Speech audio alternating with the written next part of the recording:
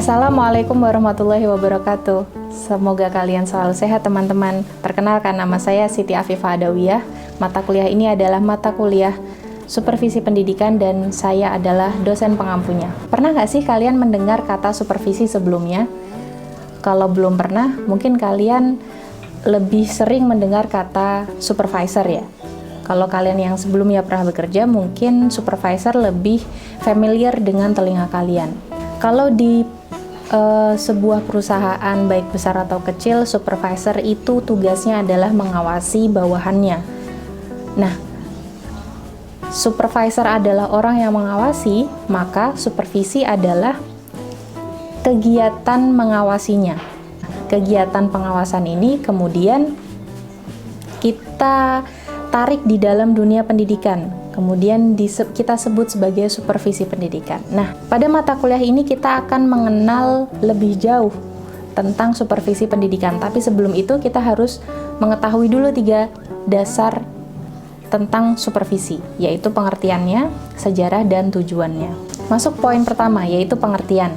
Pengertian supervisi ini kita bagi menjadi 2, yaitu pertama secara bahasa dan secara istilah. Secara bahasa, supervisi diambil dari kata bahasa Inggris supervision. Kita bagi jadi 2, super dan vision. Super itu adalah adverb atau kata sifat yang artinya very good atau bagus sekali.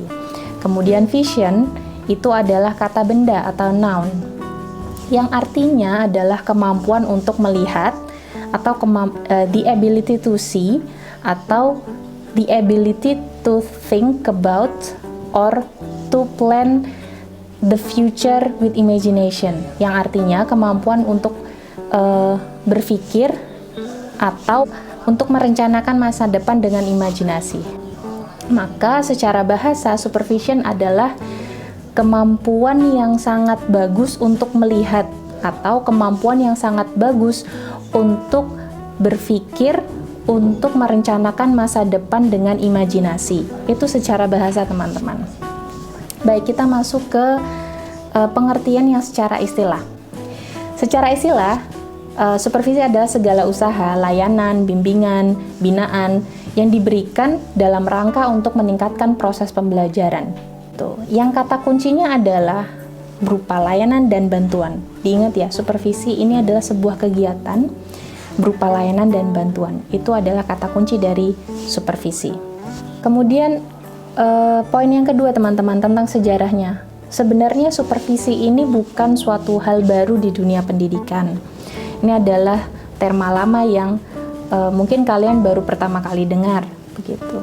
Sejarah munculnya supervisi itu sebenarnya berawal dari revolusi industri di Inggris. Di Inggris itu revolusi industri. Kalau kalian saat ini mungkin mengenal revolusi industri 4.0, maka ini revolusi industri 2.0, di mana pabrik itu menghasilkan mass production. Jadi menghasilkan produksi secara besar-besaran dengan teknologinya atau dengan mesin pada saat itu. Jadi revolusi industri 1.0 dia mengenal mesin uap, maka 2.0 dia sudah mass production. Pabrik itu sudah menghasilkan produksi secara besar-besaran. Di sini berdampak kepada pabrik itu harus menjaga hasil produksinya. Tidak mungkin nanti hasil produksinya itu disebar semuanya. Mereka harus mensortir barang-barang yang tidak layak dijual. Proses pengawasan ini itu disebut supervisi. Begitu. Dan kemudian dipinjam ke dunia pendidikan, yang mana kalau itu di dunia industri maka yang disortir adalah produksi barang, tapi kalau di dunia pendidikan kita itu menciptakan, menanamkan kemampuan di dalam diri seorang peserta didik atau di dalam diri guru. Jadi yang objeknya adalah seorang manusia. Berdasarkan pola supervisi yang berkembang saat itu, maka supervisi pada awalnya pada tahun 1900-an itu sebatas supervisi yang administratif. Supervisor hanya mencari kesalahannya saja. Kemudian berkembang di tahun 1920-an, di mana supervisi di dalam dunia pendidikan sudah menjadi sebuah keilmuan yang bisa kita perbincangkan hingga saat ini. Kemudian masuk tahun ke-30-an. Masuk ke tahun 30-an ini, supervisi dipengaruhi oleh psikologi humanistik. Maka dia sudah mengarah ke supervisi yang demokratis. Jadi ada kerjasama antara guru dan supervisor. Selanjutnya masuk ke tahun 50-an, di mana komponen pembelajaran berdasarkan supervisi yang sudah berjalan, begitu komponen pembelajaran kemudian berkembang. Tidak sederhana begitu. Mungkin waktu itu sudah ada RPP, sudah ada silabus. Kalau sekarang mungkin kalian mengenal dua hal tersebut. Dan selanjutnya, pada tahun 60-an hingga sekarang, supervisi itu berkembang ke arah supervisi klinis. Supervisi klinis di sini adalah supervisi yang objektif dan demokratis.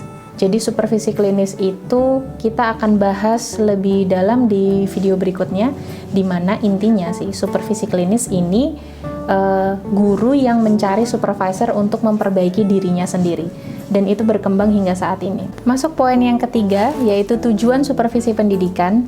Tujuan supervisi ini ada 3. Pertama, mengembangkan kurikulum yang ada di sekolah tersebut. Yang kedua adalah meningkatkan proses belajar mengajar di kelas secara spesifik dan sekolah secara umum.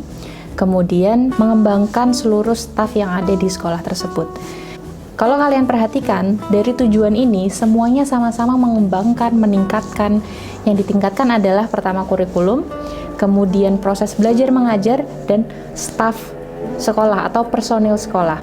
3 tujuan ini sangat berkaitan dengan mengapa sih kalian sebagai mahasiswa Prodi Pendidikan Agama Islam, program studi pendidikan agama Islam itu harus belajar supervisi pendidikan.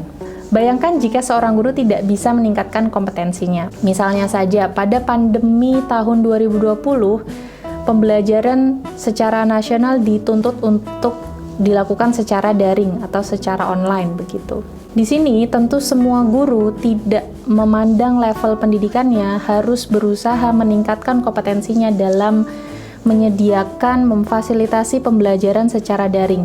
Apakah semua guru bisa mengoperasikan pembelajaran daring tersebut? Proses supervisi ini adalah proses di mana membantu guru untuk bisa meningkatkan kompetensinya. Yang mana nanti kompetensinya jika ditingkatkan itu akan mempengaruhi proses pembelajaran di kelas yang juga akan meningkat. Seorang guru harus terus belajar, menambah ilmunya untuk bisa menanamkan, mengajarkan skill atau kemampuan kepada peserta didik. Jadi bukan hanya mentransfer ilmu pengetahuan, tapi guru itu dituntut untuk bisa mengajarkan kompetensi, skill kepada peserta didik. Jika kita ibaratkan dengan pohon, maka guru adalah pohon ini. Kalian adalah penikmat buah dari pohon ini. Pohon itu pasti punya akar. Pohon ini akarnya berguna untuk mencari zat-zat makanan. Zat-zat makanan ini nanti akan memberikan nutrisi kepada pohon, dan pohon ini bisa mengeluarkan buah yang lezat yang akan dinikmati oleh peserta didiknya begitu.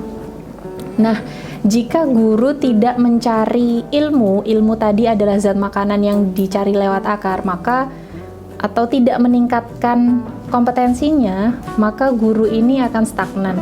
Buahnya tidak akan lezat, tidak akan menarik bagi peserta didik.